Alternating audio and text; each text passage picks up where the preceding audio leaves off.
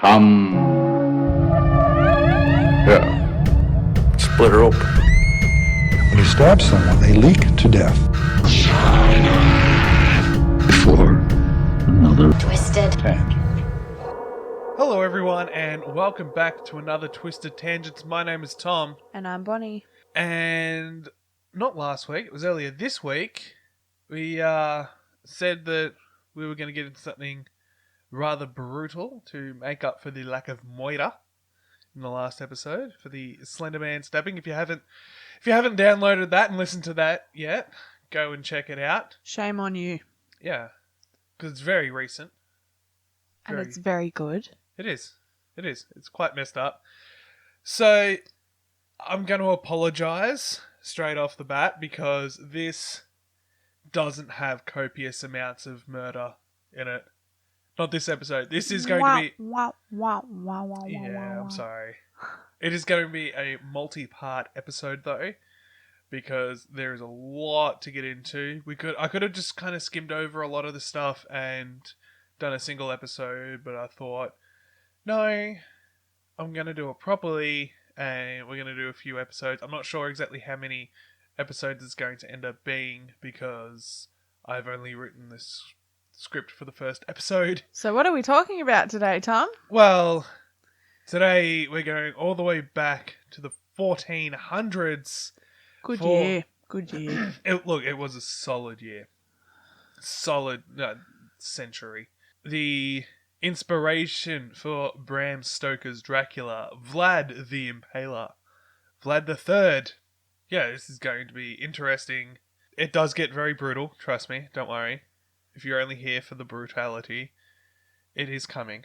Interesting, brutal, and you get your little fill of historical knowledge for the day. Yeah, and well, some of the stories in this, I think, take with a grain of salt, because this was the 1400s, and I don't know exactly how accurate everything in this is. I have taken it from a book. I haven't just jumped onto Wikipedia and grabbed some information. It is from a couple of books, so there's that. But they didn't really have video cameras and stuff back in the 1400s to film all this shit going down. So we just kind of got to take it on the accounts of everyone that was there, writing shit down and getting passed through generations and generations. And a lot of shit has happened since the 1400s. And a lot of stuff has been lost. So we're going to make do with what we've got. And yeah, this is the story of Vlad the Third, or Vlad the Impaler. Which, as you can tell from his name, it's going to get brutal. So this is a quote from Nicholas of Modrusa.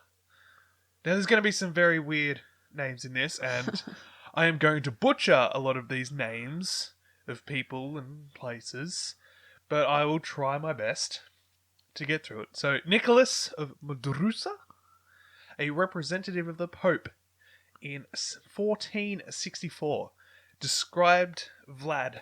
He was not very tall, but very stocky and strong, with a cruel and terrible appearance, a long straight nose, distended nostrils, a thin and reddish face, in which the large, wide open green eyes were framed by bushy black eyebrows, which made them appear threatening. A bull's neck supported the head, from which black curly locks were falling to his wide-shouldered person. A bull's neck? A bull's neck! Yes. I'm assuming... Does it just mean it's wide, like a yeah, rugby player? I'm assuming he had a Corey Taylor neck. He just sounds like an George ugly Fisher, motherfucker. Corpse grinder. Yeah, I'm assuming he had like a corpse grinder from Cannibal Corpse. Yeah, George Fisher. I'm assuming it was that kind of a neck.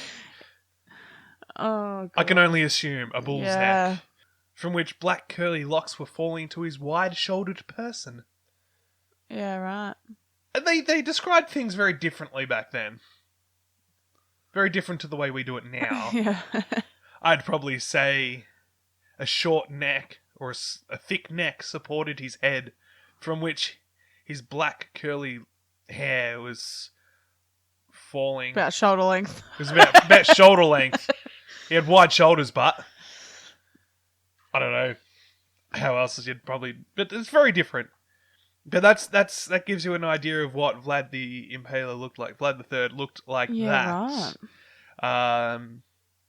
That makes him. Yeah, you say he doesn't sound like he looks like an attractive man, but looking at the paintings, very accurate paintings that I'm sure they were from the 1400s. He had a hell of a mustache. That doesn't make him attractive. That means he can grow a good mustache. I think a mustache makes the man. Mustache maketh the man. And he had a very impressive mustache. What have you got to say about yours then? I'm not a very impressive man. That's what I've got to say about that. I must be a really impressive man then. You're more man than me. Just putting it out there. You're more man than I am. And I've grown to accept this. It's just the way it is. So, Vlad the Third, who would be the future prince of Wallachia, spelt Wallachia, but pronounced Wallachia, or something along those lines, was born in late 1431.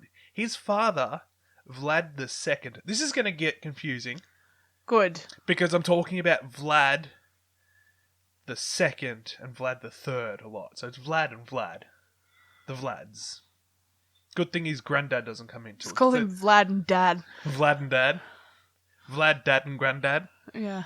Yeah, his granddad doesn't come into this, so that makes it a little bit less confusing. So we don't have Vlad, Vlad and Vlad. Like Ed, and Eddie. But during the year of his second son's birth, Vlad II joined the Order of the Dragon. He, along with 23 other men from Europe's most important royal families, were hand-picked by Emperor Sigismund, head of the Holy Roman Empire, to be his trusted knights. He became known as Vlad Dracul, which is a derivative of Drac, which means dragon in ancient Romanian. Despite his promise to protect the Holy Roman Empire, he would break his vow time and time again. It is unknown who Vlad III's mother is. Vlad Dracul was married to Princess Sinasia, but had a string of mistresses, because as a prince, you can do that kind of thing. Well, you could do it as a regular person Well, too. It just makes you a fucking asshole. Yeah, but I think princes, if you're in the royal family and you've got a bunch of mistresses and a wife, you kind of get away with it a lot easier. Otherwise, if you're just a regular Joe and you're married, then you're just a dick. You're just a jerk. Regular old jerk off. But yeah, he had a string of mistresses, and because back then it was all about the man, he kind of got away with it a lot more. So who Vlad's actual birth mother is has kind of just been lost to history. So, but we know who his dad is, and apparently that's all that really matters. So Vlad Dracul, who his dad, I'll just call him Dracul and Vlad. So Vlad is Vlad the Third, Vlad the Impaler. Dracul being his dad, to differentiate, make it a bit easier. Yeah, right. So Vlad Dracul was off defending the Christian faith and the Holy Roman Empire from the Ottoman Empire. But back at home in Wallachia, his half-brother, Alexander Aldea, had seized the throne. Upon his return, Dracul had to try and settle in and began working on a plan to take back the throne. This is going to be one hell of a running theme. This throne gets passed around so much. So it's kind of like The Lion King, but Mufasa didn't die. Yeah, pretty much. The throne is kind of thrown around like keys into a bowl at a dinner party. You don't know who's going to... What dinner party are you going to? You don't know where the throne's going to end up, who's going to be sitting in it. It just constantly, it's just like different people jumping in and grabbing the throne. Gross. Yeah. Yeah, I don't want to be sitting on that throne. I don't know who's been there. You get crabs. I think you probably get more than just crabs on this one.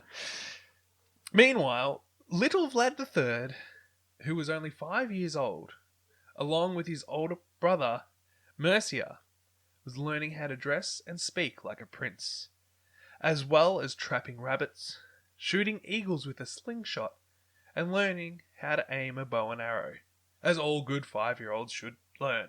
Would you not be peeved if you were the older brother that your younger brother got the third name? Like Vlad the Third? You're like, Yeah, I am you'd the think old that- boy, yeah. I should be the third? Yeah, you'd think it'd go to the eldest son, wouldn't you? Oh, I'd be peeved. Yeah, definitely. 100%. But yeah, bow and arrows and shit. That's Yeah, at 5. definitely. And I don't think they'd be playing with the bows and arrows. It's got like the sticky bit on the end that just sticks to a wall. Somehow I don't think they'd invented suction cups back then. No, I think it'd be the pointy ones that stick to a wall Stick. and stick into a person. Yeah. I personally, having a 3-year-old and a 4-year-old, I would not trust either of them with a pointed stick, let alone a bow and arrow or a slingshot. Yeah, I don't trust them with a pool noodle. I don't trust them Yeah, with no. nothing. No.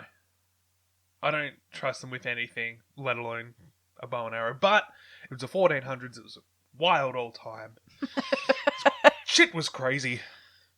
So Vlad III received the nickname that Bram Stoker would make famous in his 1897 book Dracula. Dracula, or son of Dracul, also had a second meaning that would later ring true.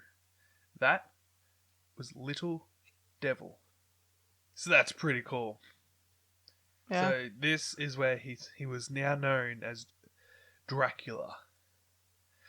By 1436, Vlad Dracul had his army and a plan to take back the throne from his half-brother. As Alexander lay on his deathbed, he was in no state to stop Vlad from declaring himself the Prince of Wallachia once again. Pretty I feel much. like he probably didn't need an army when his half-brother's on his deathbed. Probably could have just been like, "Sup, bro? It's mine. Just going to sit here in this throne now. Just die quietly, please." But apparently he needed an army. So now Vlad Dracul is once again the Prince of Wallachia. Vlad III began his training inside the new palace to become a knight. He also studied languages so he could speak to his allies and negotiate with his enemies.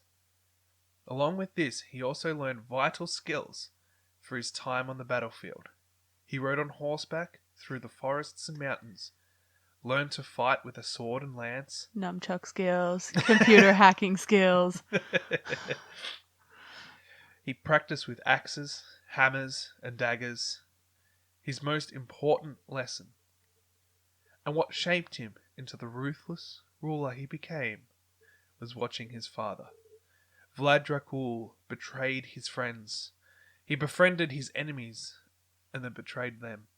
Loyalty meant nothing to Vlad Dracul, and he would sacrifice anything to stay in power. Vlad III would soon find out exactly how much his father was willing to sacrifice to stay in power. What a dog. It's a ruthless world. What can I say? It's like Australian politics. The 1400s were not for the boys. No, they were exactly for the boys. Yeah, but they weren't for like the boys. Like No, not for the boys, but I mean, yeah, I wouldn't want to be a woman in the 1400s. That's for damn sure. I mean, you don't even know who your child is. So, but it's very much like Australian politics, just constant stabbing in the back. yeah. Like, let's be honest here. Who's the current Prime Minister? Because I have no idea. Some guy, Scott Morrison was voted in, but let's be honest. ScoMo McShitDax. Yeah.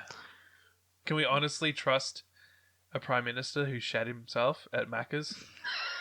Can we genuinely trust a man that poos his own pants? A grown man that crapped himself? I don't trust him. Just like I wouldn't trust Vlad Dracul. Just saying. In 1937, Emperor Sigismund died. Did you just say 1937? I probably did. 1437.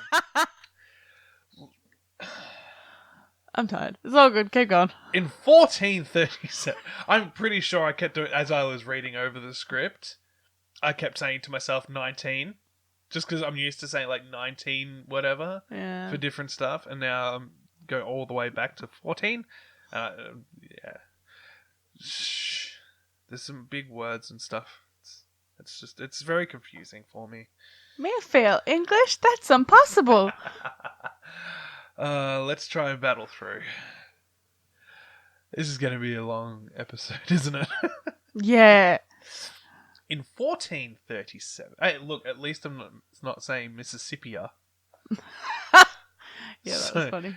If you haven't listened to our Robert Johnson episode, listen to that and you'll understand the joke. You fucked up. I did. I done goofed. It's what I do. It's my thing. It's my thing. So in 1437, Emperor Sigismund died. With the Ottoman Empire growing, they pressed on Wallachia from the south and west. Vlad Dracul ignored his vow with the Holy Roman Empire and signed a peace treaty with the Turks. The following year, he helped the Turks invade the now infamous Transylvania. The Holy Roman Empire began to rebuild under a new leader, Janos Hunyadi, who later became known as the White Knight. Yeah, right. Yep. Hunyadi plays a very big role in this entire story. Huge role. In 1441, Hunyadi approached Dracul and asked him to join a crusade, or a holy war, against the Turks. I don't know what sounds better, crusade or holy war. They both sound pretty fucking cool. I don't know. What sounds better? The Holy War sounds more like shocking, like the Holy War, like it was a thing. Yeah. But a crusade sounds a bit more like noble. Yeah. So Hunyadi approached Dracul and asked him to join the crusade! Join the crusade against the Turks! Even though he just signed a peace treaty with them. Well, Dracul wanted to be victorious and couldn't tell who had the greater chance of winning, so he stayed neutral. So he's Switzerland. He is Switzerland, yes. This is... He wanted to be on the winning side. Sven the Impaler. Dracul the fence sitter. Yeah, pretty much. He'll only join whoever he thinks is going to win. That's what he does.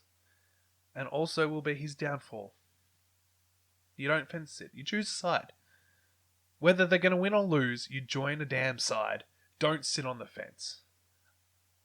I hate fence sitters. Yeah, like my cousin who religiously will still follow Carlton to this day. Even though they're a shit-ass football team. Yeah, but that's just because he's a moron. Let's be honest here. Sorry, Matt, if you're listening. He's probably not listening. He's probably too busy watching the highlight reels from the 80s from when Carlton were an almost respectable side.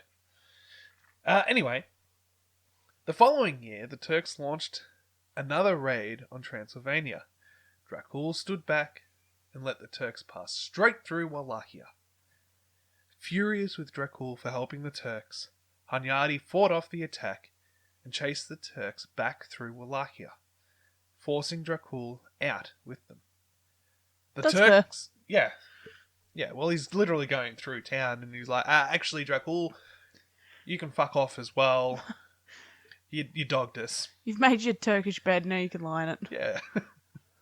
You say Turkish bread? I want Turkish bread. It's delicious. So the Turks weren't happy with Dracul either. So they threw him in prison. And prison in the 1400s was a lot different to the way it is now. There's no TVs to sit back and enjoy your days. Anything like that. It would have just been like a hole in the ground. Yeah, look. Yeah, prison in the 1400s would not have been fun at all. It would have been quite horrible.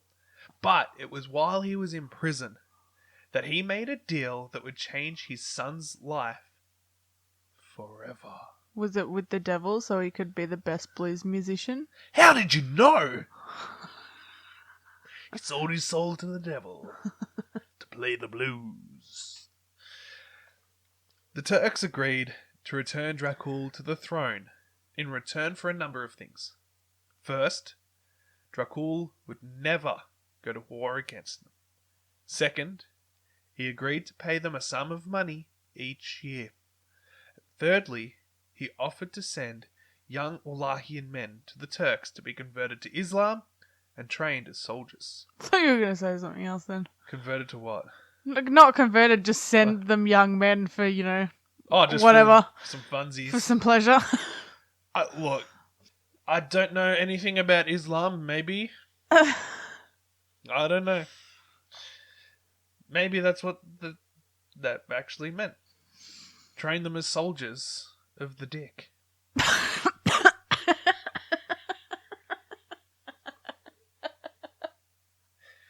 Train them as butt pirates. I don't know. That's all it said. Oh, fuck. I don't know the details. Okay.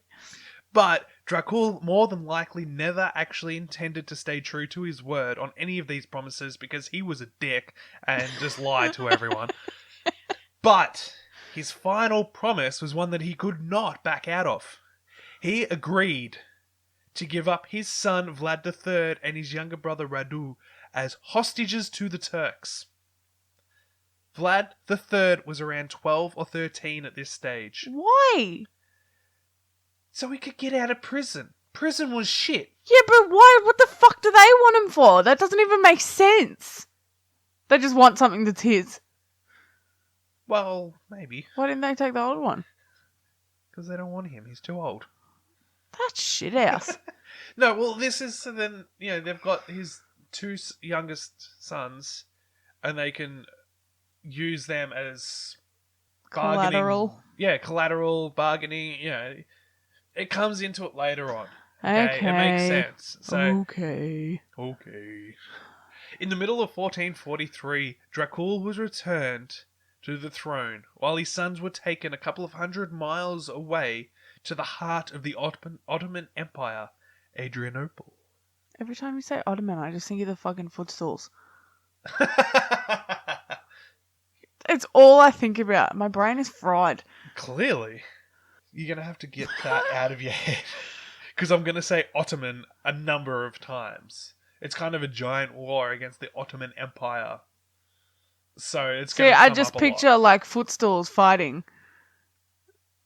No. with like spears and shit. Wow. Footstools are not fighting. I'm just going to say it. And Well, that's disappointing, honestly. I agree. I wish this was a story about footstools fighting against armchairs. Or something. That would be cool. But it's not. It's the Turkish army fighting, and it's a lot of death. So, unfortunately, it's not as cool as Ottomans fighting armchairs. I'm sorry, and Sorry, I apologize. The boys lived in the court of Sultan Murad II, head of the Ottoman Empire, not of the Ottoman footstool. He planned to return them back to rule their countries one day. The two boys studied mathematics and philosophy. They read the Quran and learned to speak and read Turkish. Well, at least they got homeschooled. Yeah, look, they actually... By the sounds of things, this Sultan was a decent guy. He wasn't a complete dick. And he treated them like...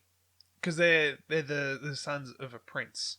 So he doesn't want to treat... Like, it doesn't benefit him to throw them into a prison and treat them like shit. It benefits him to treat them... Like, to show them respect. Because then as they grow up, he can then send them off to rule their country and be like, hey, look, remember when I wasn't a dick to you?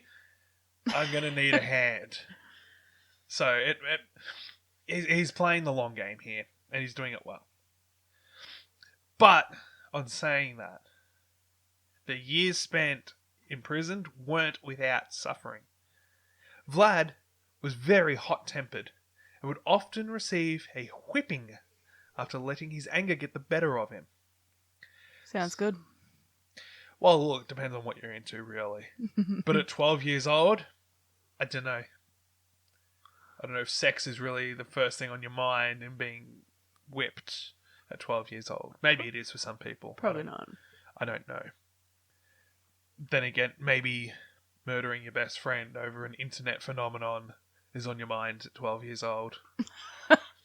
Just putting that out there. But Sultan Murad II had 2 Serbian princes as hostages as well. And after he caught them sending secret messages to their father, he had the boys blinded with hot irons. Oh, no. Yep. Red hot irons shoved into their eyeballs. Blinded. There's no coming back from that. Your eyes don't grow back. They would have just melted as well. I could probably definitely give that order. You could give that order. You could say I could give that order, but to be the actual person who did the eye poking, yeah. nah, mate. Yeah, it's pretty Fuck full that. on. And that's what a lot of the stuff in this time period was very, very, very insanely brutal like that. Just not imagine, bad. like, the smell. Give him a smack. Well, they probably whipped them a fair bit. Give him a black eye. Yeah, well, Not a melted eye. why not? That's wrong. Okay. There's a lot of stuff that's wrong in this. Trust Keep going. me. Trust me, it gets worse. This is just the tip of the iceberg Great. that sunk the Titanic. There's It's a just lot. the tip of the hot iron. It's just the tip. It's just the tip. Just the tip. The Sultan's message to the Serbian leader was loud and clear. Obey or your children will pay. Vlad and Radu also got the message and knew that their fate lay in the hands of their father, who is a compulsive fucking liar and just sits on the fence. Could you imagine being one of these boys locked away in the middle of the fucking Ottoman Empire with Vlad II as your father, and whatever he does, you're the one that gets punished for it? How shit would that be? Coming from somebody who kind of has experience with this kind of thing, yeah. Were your eyes poked out with hot irons? No, but I mean, like, if my fate rested in my dad's hands, I'd be a little bit Yes. fucking worried. Yeah, exactly. Although I think Vlad II's a little bit worse than your dad. Yes, I Let's know. be honest here. I don't know, you didn't grow up with him. Is your dad the prince of thousands of people? Definitely not. No. So in 1444, Hunyadi launched another crusade against the Turks. Again, he asked for Dracul's help. Why? Because If it didn't work out the first time, what are you asking him again for? he needs a hand. He wants to hold someone's hand while he goes on his fucking Oh, crusades. And they what can a skip through dickhead. the daisies. It's just... Where Wallahi is placed is right in the middle. So Dracul can basically swing a fight. If the Turks come and he goes, I'm going to help the Turks, then the Holy Roman Empire are fucked. And vice versa. So having him on your side is very pivotal. Why are you laughing? Because I just think of Pivot from Friends. Oh, Jesus Christ. Pivot! So he tried to get Dracul's help, hoping his plan was that they would move down the Danube to the port of Varna. Here Hunyadi hoped he would be able to push the Turks out of Europe for good. But once again, Dracul wanted to sit on the fence. He wanted to push the Turks out of the entirety of Europe. Yes, he wanted them gone. He's a little bit racist against the Turks. Yeah, right. Yeah. So, once again, Dracul wanted to sit on that fence, but this time he sent his eldest son, Mercia, with a small 4,000-man army. Small. That's a small army, yes. In the grand scheme of things, 4,000 men in an army is neither here nor there. You're dealing with, like, tens of thousands of men in each army. I know, but if you just think of 4,000 people in a Oh, collective, yeah, if you you're like, take it fuck, as that's a its- lot of people. Yeah, if you take each number as its own thing, then, yeah, 4,000 people is a lot. But if you take 4,000 people out of a group of, say, 50,000 or 100,000, it's not that much. Yeah. So, in the grand scheme, 4,000 is a relatively small number. So, Mercia fought well, implementing the use of gunpowder for the first time. May not be the exact first time, but one of the first times that gunpowder had been used in war. They battered the citizens of Petrets with cannon fire and forced their way in. Around 50 survivors were then thrown to their deaths from the walls of the city. Yeah, they literally just got up on the walls of the city and just started throwing people off the wall. What is wrong with And these watching him people? go on the ground below. Yep. However, when they reached Varna, they were heavily outnumbered by the Turks. The King of Poland led the cavalry into battle, but he was killed in hand-to-hand combat against the Turks. They cut off his head and raised it up on a stake for everyone to see. Hunyadi barely escaped with his life. Dracul knew that his decision to send Mercia into battle may very well have sealed the fates of his two other sons, Vlad the Third and Radu. I can't. He's the most fucking neglectful parent. Yeah, could you imagine doing that kind of shit this day and age? You get some Susan calling DHS. Oh, mate, Susan would have called as soon as Vlad the Third's playing with bows and arrows, they would have been straight on him. Being like, that is not a gender-neutral toy for your child. We're going to take that away. And by that, I mean the child is going to be taken away from you. And he's going to be placed into foster care, where he will live a long and prosperous life. Yeah, it's a different time. We'll just put it down to that. It's the 1400s. They were wild. So after Dracul was criticized for his lack of involvement, he replied, "Please understand that I have allowed my children to be butchered for the sake of the Christian cause." Little did he know that his children were very much alive. 2 years later, the Sultan told Dracul that his sons were alive, and he used them to get him to sign another treaty with the Turks the following year. So Dracul has gone 2 years thinking that his children are dead because of his own fault. And then all of a sudden the Sultan goes, "Oh, no, they're alive, they're good. Can you sign this treaty again? Here's another one for you to sign. You didn't give a shit about the last one, but can you sign this one, please? I have your children. I will blind them with hot pokers." Well, I'm sure he'd be like, man, I thought they were dead for 2 years. I don't have to sign this shit. I moved on. Yeah, I moved on like 18 months ago. I dealt with their death. Now you're saying they're alive. Pff, kill them. I have grieved. I don't have to sign a thing. Do you not know how much of a jerk I am? Come on.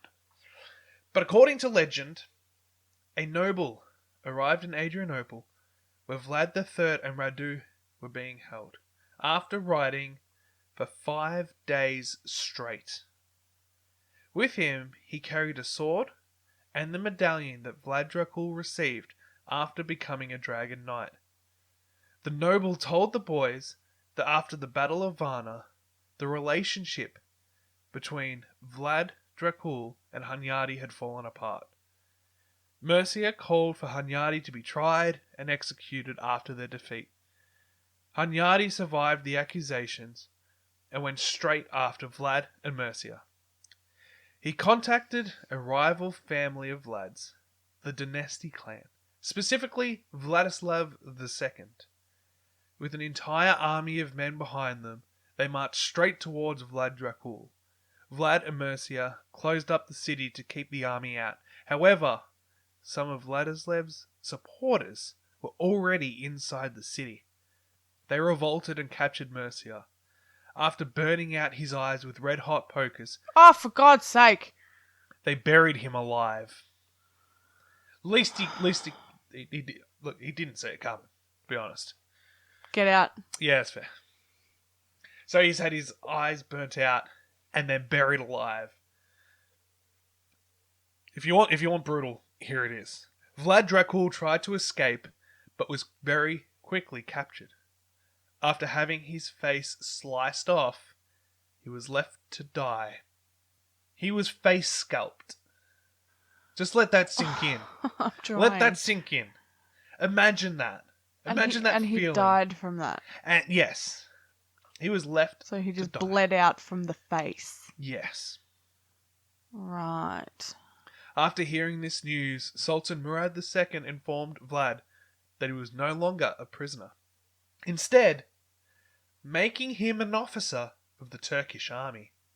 With his father now gone, Vlad II would stop at absolutely nothing to take the throne that rightfully belonged to him.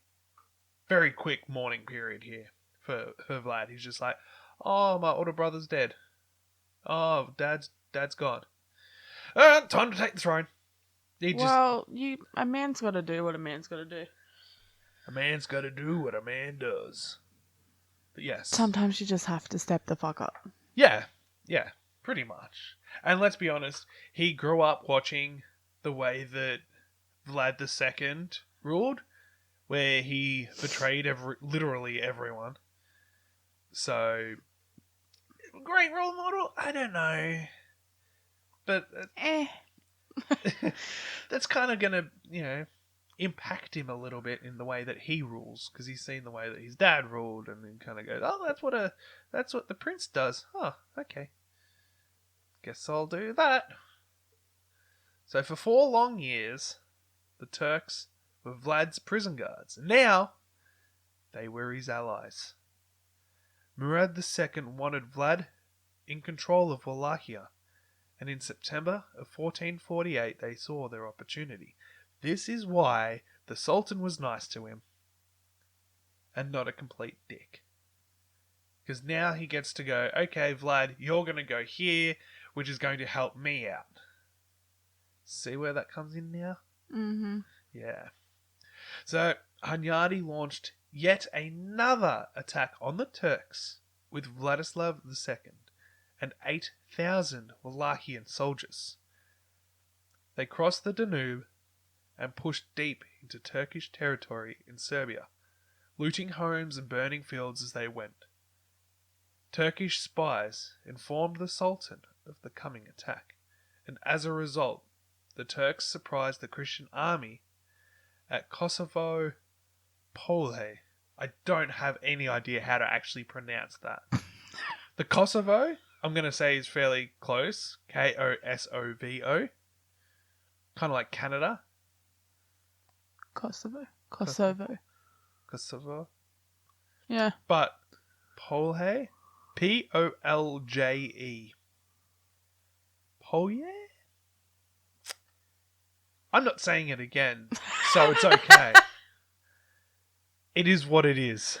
Okay. It doesn't come up again in the script. Move on. For this episode. So during the 3-day fight, Vlad seized his opportunity to take back the throne. With a small army of Turkish soldiers, Vlad snuck into a deserted city and declared himself prince, because that's how you do it, apparently. Apparently you just walk in and go, I'm the prince, and that's it. Meanwhile, back on the battlefield, Hunyadi and Vladislav fled in a crushing defeat. The Turkish stopped to bury their dead, spending the next 3 days digging graves. The Sultan ordered they set up tables on the battlefield, and they feasted among the bodies of their soldiers. Vladislav sent his troops to Wallachia to reclaim his country. Vlad III fled back to Adrianople before the fight really began. Vlad was 17, with no family, no home. He'd only been prince for less than 2 months. And that's where we are going to leave the first episode. Yeah, right. Yeah, he ran like a bitch. I mean, I can say that because he's dead now. back then I would, if like I knew what he would eventually become, I would not say that. Because shit gets fucked. Twisted tangents. Come for the murder and stay for the learning things. Yeah. History 101. So that last story of the Turkish burying the dead and then feasting, having a giant feast. I don't know how accurate. When you that said is. feasting, I thought you meant they were like feasting on their fucking dead soldiers. They might have been. I don't know. I wasn't there. This is like a really fucked up episode of Horrible Histories. Yeah, right? Remember that show? Yeah, I remember that show. They never really spoke about Vlad the Impaler. I wonder why. They should. Yeah. I can't honestly see a single reason why they wouldn't. Maybe that pesky mean- PG rating. Yeah, I mean it was a child's show, but I still feel like it was a part of history. They should have covered it. Talked about the. It was really fucking horrible. It was horrible. This is horrible. How do you want to have your face scalped or your fucking eyes melted with hot pokers and then buried alive? Doesn't sound fun. No. me. I mean, I could be wrong. I've never done it before. But it just doesn't seem all that super appealing to me. My idea of like a good time is like take away a Netflix in bed. Yeah. Yeah, or going out and... Like when we were a bit younger maybe, because I'm old now. But yeah, when we were younger, you know, going out and for me, playing music sounds like a fun time. But hey, I don't know, maybe it's different for sultans. Is anyone out there a sultan? Do you know? Is this what it's like? Is this fun? Is it fun to melt people's eyes with pokers? I don't know. Drop us a line. Yeah, let us know. So, yeah, that's the childhood of Vlad the Impaler. Now, I don't know if that's better or worse than a lot of serial killers. Not much of a childhood. No, he was in prison for a bit. Well, held hostage, thanks to his father. Yeah, I don't know. It's probably traumatic and all that, but yeah, we're gonna get into it in the next episode. It's gonna get very interesting. I will say that it gets very interesting and very bloody and very gory, and eventually we will lead to discovering how he got his name of Vlad the Impaler, which is kind of self-explanatory. So if you can probably work it out, if you know what impaling means, it doesn't seem fun either. No. No. So, thank you for joining us. Any final thoughts on Vlad? Or anything in general? There's a few too many people in this story named Vlad. Yeah, Vlad's a very common name, apparently, or Vladislav. Vlad the Second, Vlad the Third, Vladislav. It's just, I don't know why, but apparently Vlad was a very common name. Hey, at least, look, on the positive side, going back to the Vlad stuff, at least Vlad the Second's dead now. So there's a Vlad gone. Yeah. One Vlad down, two Vlads to go. Yeah, and one we're going to be talking about for literally the entire episode, at least. I'm not sure what happens to Vladislav, but at least there's a differentiation in their names of Vlad and Vladislav. So you got that. That's a positive, I guess.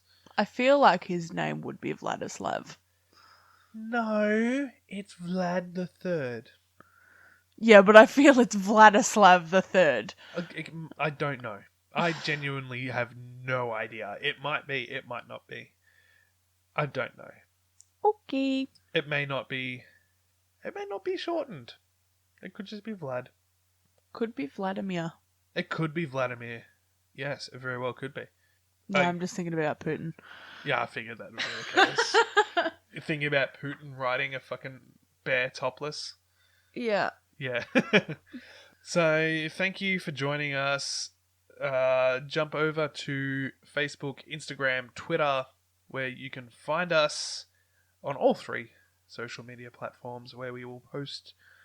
You are going to start posting frequently, seeing as I'm doing literally all of the research. Okay. So that's now your department, so thanks. Oh, what do you want me to post about? Good, thanks. Fuck you, mate. You got this. So go and hound Bonnie over on the social media platforms. Send through a message. I don't do Twitter. I don't tweet. I'm too old to tweet. All right, so send me write comments and send me messages on the social media platforms because let's be honest, I'm going to be the one doing it. I just don't tweet. Fuck you. Wow, way to just peak the recording there. Oh, shut up. I'm I tired. do apologise for that. I don't apologise for shit. We're about to go now. Oh, Christ, you're getting cranky. I am tired. I'll take a nap. Send fires and missiles. So you can find us there. Jump over to Apple Podcasts and leave us a review. That would help us out immensely. Yeah, do that. Because we are officially on there. I can now I can say with 100% we are on Apple Podcasts. We are on iTunes. I've got the email from Apple saying that the podcast is now live. So head over there, check it out, and leave us a review, please. And if you do, then maybe next week we'll read out some reviews if there's some there, or whenever we happen to get reviews. We'll read out the nice ones. I might read out bad ones too. And then you're gonna cop it. Yeah. Then you're gonna cop it, but I'll read it. I will read it out. If you leave a review, I will read it out. So jump over there and check it out. Leave us a review and share stuff to your friends, to your family, to people you work with, to your neighbor, to your fucking, I don't care who, your postman, just Maybe people you want to stay friends with. or people you don't. Hey, a listen's a listen. Yeah, I'm not picky. I don't care. I'll take anything. Yeah, I'll take anything. I'm a slut. I'll let anyone listen to the podcast. I'm not gay, but $20 is $20. Yes, agreed. $20 is $20, so I'll take that. Thanks. So thank you for joining us tonight for part 1 of Vlad the Impaler. My name is Tom, And I'm always Bonnie. and we'll see you soon.